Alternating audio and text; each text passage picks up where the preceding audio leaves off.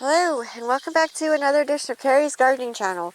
So, it's a beautiful day here in Pennsylvania, and we're going to be getting our tomato seedlings planted here. So, it is May the 11th, Mother's Day 2025, and we have our beautiful tomato seedlings here. They were started in soil blocking. Now, this is the first year that we've done soil blocking. We've learned quite a bit about it, so I'm going to be doing an update video later on that, on some of the stuff that we learned, some of the issues that we did run into. So the garden has been tilled once. We got the fence up here, and the soil has been amended with aged horse manure, Epsom salts, bone meal, blood meal. We're using some powdered milk, and we have some of the organic expert vegetable and tomato food. So this is all going to get mixed in here. And I'll put a list on here of all the tomato varieties that we are growing this year, so you can check them out. We are doing the Mr. Stripey one, I will tell you that. That's one of our favorite heirloom varieties. And you can check out some videos of that at the end of this video. I'll put some different links at the end of this video that you can check out.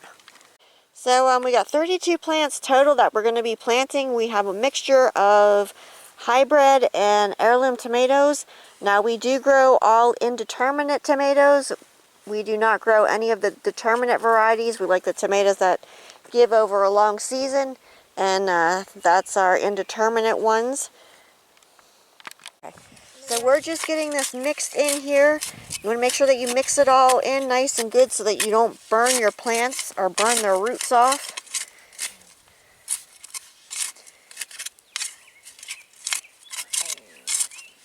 And I'll have some different links then that you can check out in the description for some of the different stuff that we used.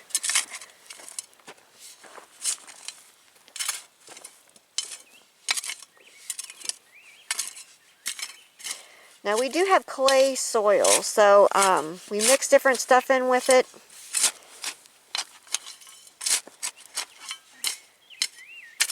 Clay soil is known for holding a lot of water, so we do mix different amendments in with it.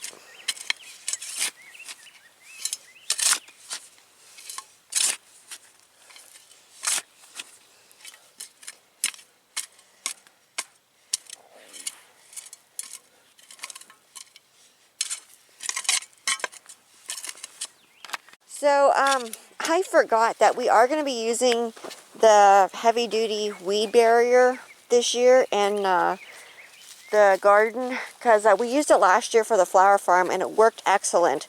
So we want to start using it for the vegetable gardens too. And this right here, it's filled in, it's level. We're going to be putting the fabric down, and we're going to be burning the holes in it, and then we're going to come back and we're going to get our tomato plants planted.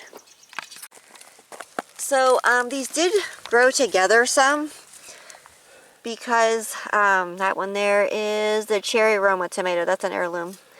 Okay. Those things are so sweet. Okay. So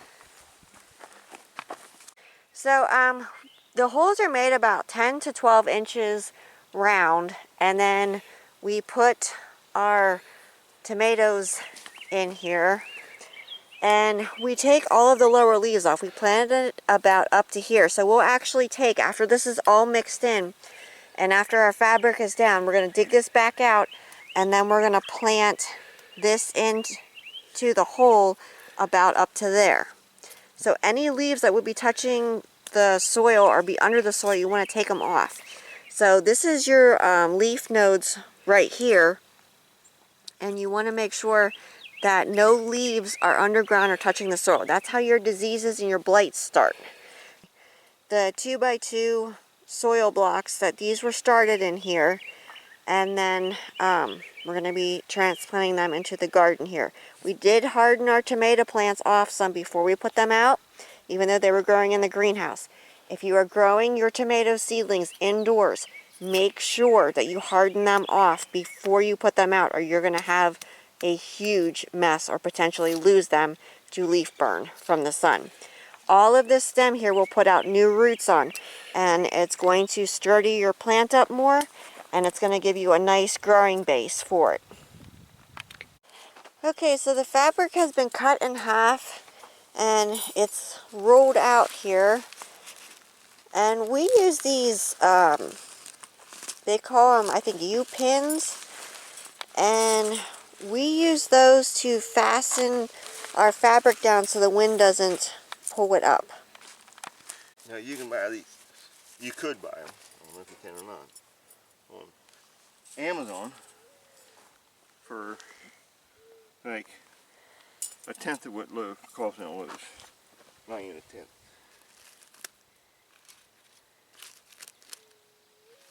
You can buy a whole box compared to that they want for $150 at Lowe's. I think it is, or like 1,000. Okay. So let's try to straighten this out a little bit. You also want to mark your holes on the other side so you know where you have your planting holes at when you burn your holes in the fabric. So we have marks made for where the holes are at, so we know to burn the circles right in through here.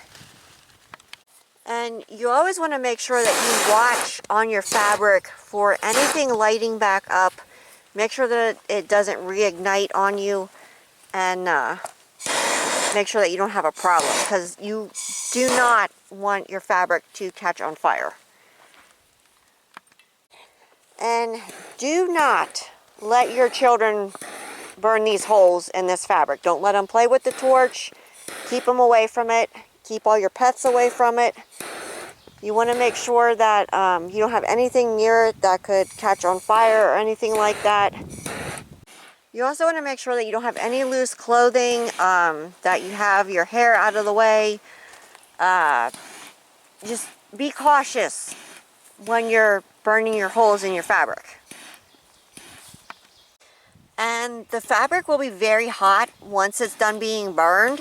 So you want to make sure that you don't touch it right after you get done burning the fabric. Let it cool down, because the stuff will stick to your hands and it will burn you. So we are gardening, but you want to make sure that you're being safe with it, and that you're taking the necessary safety precautions. Now, when you start burning your holes in, you want to make sure that your fabric does not catch on fire. If it does, you can use the end of the bottle base to put it out.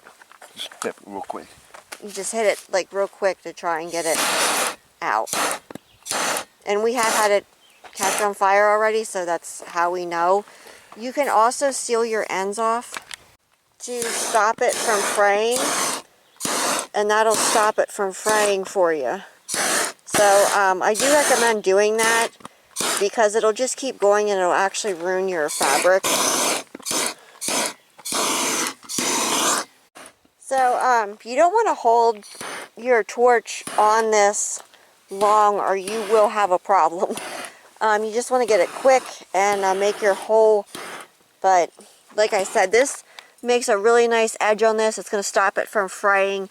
They use a different type of sealer on theirs, but they do still fray sometimes. And we really don't recommend. Last year we were cutting holes in with a knife in the fabric, and that turned out to be disastrous. They kept going, the fraying kept going, and it really made a mess. So after we got frustrated enough, we tried using the torch, and that worked really well for us. I want to get these roots. Okay, we're breaking the roots up on these now, just a little bit, because of them being the tomato plants, and we want the roots to go out. Now, yes, these are done in soil blocks, which normally you would not have to do that with, but being that these are the tomato plants, we are doing that. So we're getting our hole dug out here some, putting the tomato plant in. You can see how far it's buried up there on the stem. And you just reach your hand in and you put the soil back around. The soil is all nice and loose. We learned a lot last year when we were doing these soil blocks. So we put these close to the fence back there so that we can just tie them fast to the fence. This is the fence isn't the best. It needs tightened more. It tends to try and fold. It's cheap. It's, well, yeah, it was a cheap fence, but we're still working with it. So these need to be watered then after you put them in. We have, like I said, like 30 some tomato plants to do. So I will come back when these are all done, or if I have any more to add. Any leaves that look off colored, even if they got sunburnt, go ahead and take those off. Any spots in the leaves, you want to make sure you take those off as well. And we are going to get these labeled then, so we know what all of them are. So here's another one that's going in here. I see the other tag. They're, I'm pretty sure they're the park whoppers there.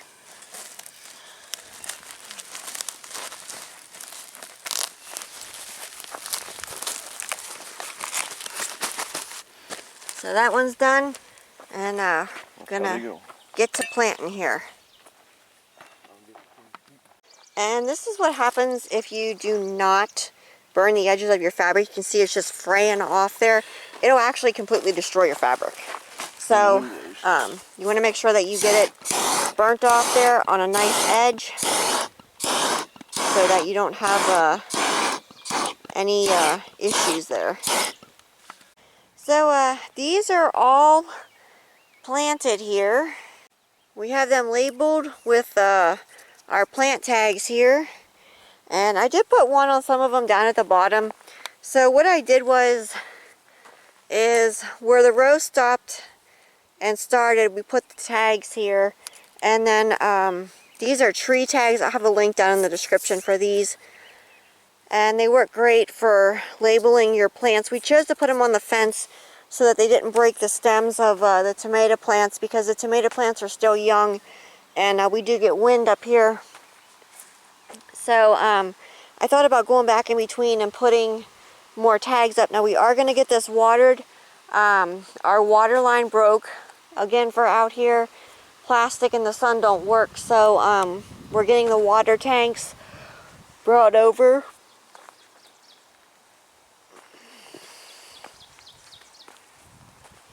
So we're going to get these watered then. So this is our water tank set up here, and we have a pump that runs off of battery. And you want to run your hoses off some, so that you want to make sure that your water isn't hot, because you can actually scald your plants with it, because those black pipes get that hot.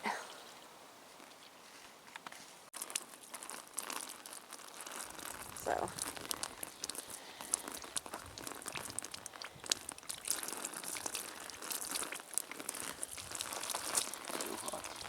pardon. Still nice and hot. So we're just going to let this run off for a little bit here. And it's nice and cool now, so we're going to get these watered here. You'll actually cause sunburn on your plants from the water hitting them. So watering the soil is what works best.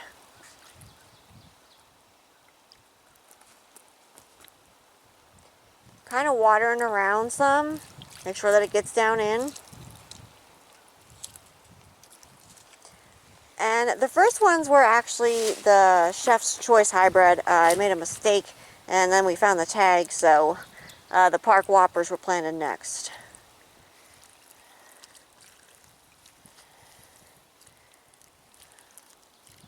Want to give those roots a nice good soaking, and then they'll spread out and go out into the soil and get into that plant food, and then they're really going to start growing.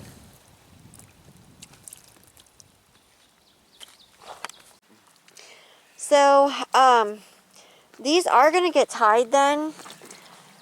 We've been having some very violent storms lots of wind, different things. We were watching funnel clouds the one day, which is very unusual for our area.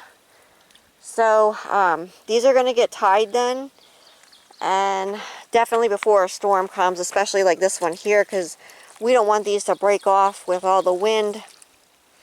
So the benefits, another benefit of having this type of fabric down is this is really heating the soil up. And your tomatoes love their soil worms. So do your peppers, your eggplants, different things. So this is going to help these plants to grow. And it's also going to help with the weed suppression. This stuff saves so much time for weeding, and we really like it. So we're going to be using that throughout the garden. We're putting it back in the flower areas this year for the flower farm. So as these continue to grow, we're going to come back with more video updates. So these are planted on the west side of the fence. And the reason why is because we get so much wind. So what's going to happen when the wind blows is it's going to push into this fence, and it's going to keep them, it's going to have a less likely chance of the plant snapping off and more of a chance of them staying standing. We have heavy posts in because these get very large for us, and we've actually had it already where the plants have gotten so large that they actually buckled the fence. So we've actually had to try and pull the fences back up and put in more supports. So definitely whatever way your wind comes, you want to make sure that you have your fence behind and your plants in front, so that when that wind hits it, it's going to help sturdy them up so that they don't just flop over and break. So as these continue to grow, I'm going to come back with more video updates and talk more to you about how they're growing and show them to you. So if you like my video, please like, comment, subscribe. Please don't forget to hit the little notification button. I'll tell you to put new video on. Thank yous for watching, and I hope you have a nice day. Bye.